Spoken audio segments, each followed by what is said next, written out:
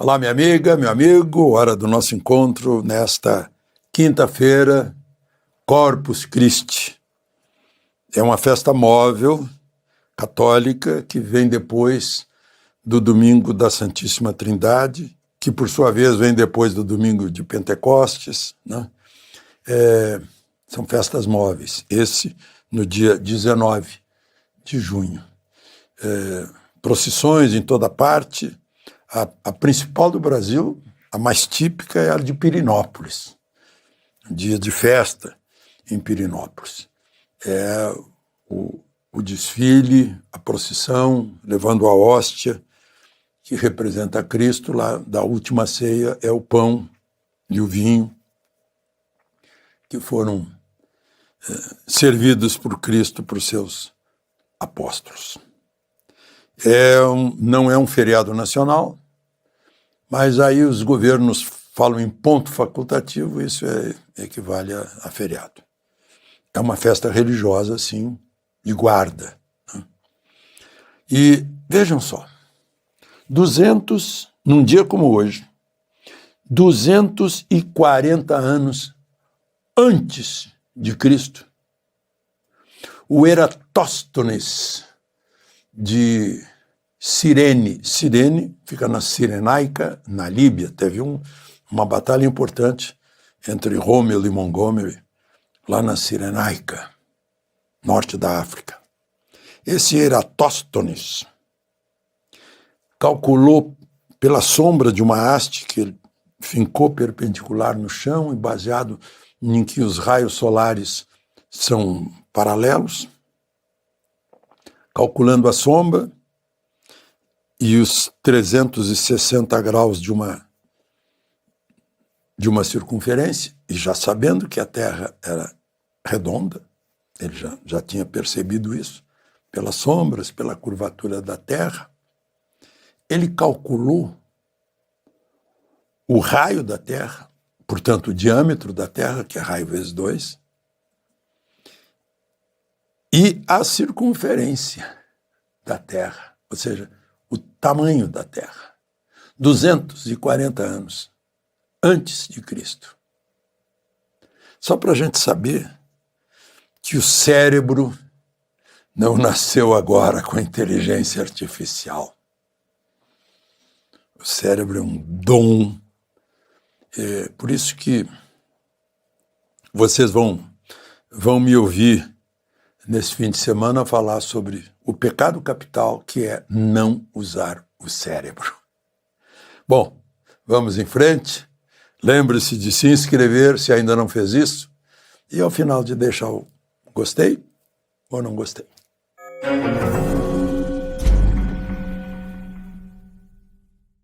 Pois é, hoje não há movimentação política no Congresso Nacional, mas o Congresso começou a semana mostrando força contra o governo.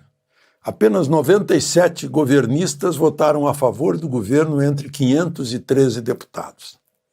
Houve 346 votos dando urgência para o decreto legislativo que vai derrubar o decreto executivo que aumentou a alíquota, ou seja, o tamanho do imposto de operações financeiras, que incide sobre empréstimos, sobre crédito, sobre câmbio, por exemplo, e outras operações financeiras.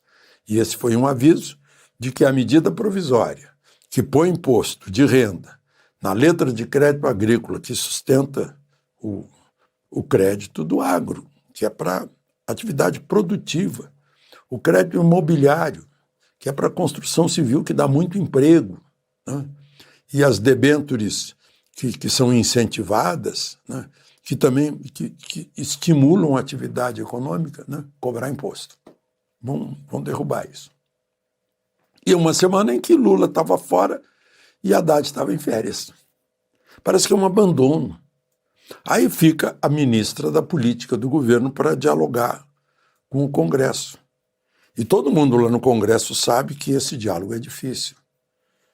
Né? Que o temperamento dela não é exatamente favorável a negociações, a conversas. Ela já estava, por exemplo, ameaçando antes da votação que deu urgência, que o governo perdeu feio, olha, não vou liberar, o governo não vai liberar as emendas. O governo não está em condições de liberar nada. O governo está desesperado atrás de mais imposto, porque Lula não deixa cortar. Talvez até o Haddad tenha querido cortar. Mas Lula acha que gasto é investimento. Só que não. Tem os gastos obrigatórios, que tem que pagar folha de pagamento, essas coisas. Mas tem os gastos do inchaço da má administração. Parece que Lula perdeu aquela vocação do líder sindical que empolgou o país na eleição do Collor, por exemplo, e antes disso. Né? Parece que quando ele começa a dizer que ele está bonitão, que ele está forte, que ele se exibe lá em Paris tentando repetir um movimento que ele deve fazer na fisioterapia, né? Tentando repetir movimentos de acrobatas, né? E então a gente vê que aplica-se aquele verso do Vinícius de Moraes, do Canto de Ossanha, o homem que diz sou, não é, porque quem é mesmo não diz. Não diz porque não precisa dizer, porque é. Quando precisa dizer, porque não é, ele próprio está sentindo. Né? Então, medida provisória, eu falei da medida provisória. Medida provisória, tudo bem, equivale a um decreto, só que tem limite. Né? Vale por 60 dias, prorrogável em mais 60, vale por 120 dias. Se não houver pronunciamento do Congresso Nacional, perde a validade, deixa de ter o poder mandatório. Então, a medida provisória, o Lula editou 150 medidas provisórias até agora. 91 perderam a validade. Chegou no prazo de vencimento, acabou, não tem mais força. Isso dá 61% das medidas provisórias que não são aproveitadas. E decreto, como ele fez do IOF, o Congresso descobriu o decreto legislativo, que nunca foi usado para derrubar um decreto executivo. Vai usar agora. Né? Eu fiz umas anotações aqui. Né?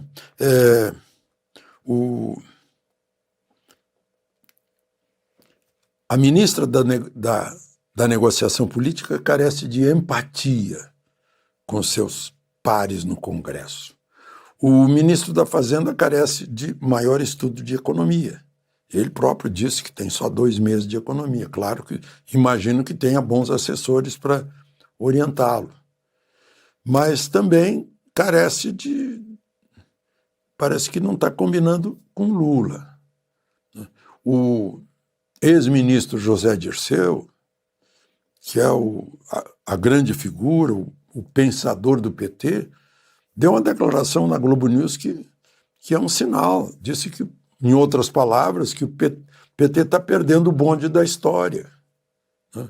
Que o PT está se referindo a um Brasil que não existe mais, a um Brasil que já passou, que não se adaptou ao mundo digital, que não conseguiu protagonismo nas redes sociais. E a consequência é que por isso quer censurar as redes sociais, né? Já que a gente não ganha, a gente leva a bola, não é? É exatamente isso. Bom, o Congresso Nacional não aceita mais imposto. Né? Lula insiste em achar que tem almoço grátis. E não tem almoço grátis. Todas as bondades que ele fizer, né, elas têm um preço, que é pago pelo contribuinte. Está dando energia elétrica de graça, os que pagam energia elétrica vão pagar mais. Tem que sair de algum lugar. O governo não produz riqueza, quem produz riqueza é quem trabalha. Então essa é a questão. Hoje eu estou concentrado nessa questão econômica, aproveitando, né, um feriado que não tem movimentação política do dia, mas tem essas reflexões que a gente precisa fazer. Né?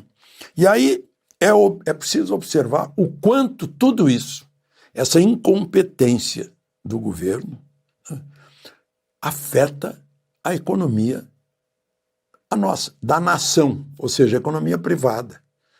Enquanto isso vai afetar o crescimento econômico, ou seja, a produção das empresas, a capacidade de criar emprego, de exportar, de produzir mais alimentos, mais bens, de concorrer com os produtos que vêm do exterior. Tudo isso estava lá no pensamento curtinho de quem não é estadista. Vai arrebentar em 2027, no primeiro ano do futuro presidente, do futuro governo. E o pior é que os economistas estão preocupadíssimos que vai arrebentar mais cedo. Esse pavio está curto. Vai arrebentar no último ano do atual mandato, e que é um ano eleitoral. Isso deveria dar calafrios para Lula, mas provavelmente Janja não deixa ele ter calafrios. Já vi queixa de muita gente do PT que ela faz uma proteção, uma blindagem, inclusive uma blindagem, digamos, de influência. Uma influência faz com que Lula limite os seus pensamentos aos conselhos, aos palpites da primeira-dama. Não? E só para terminar, né, queixa de deputados que são pró-governo é que não são recebidos por ministros, que é uma dificuldade para ser recebido. Eu lembrei disso porque uma queixa anterior era a queixa de que a Janja não deixava eles trazerem os problemas para Lula, dizendo que Lula não podia ser incomodado e tal. De Brasília, Alexandre Garcia.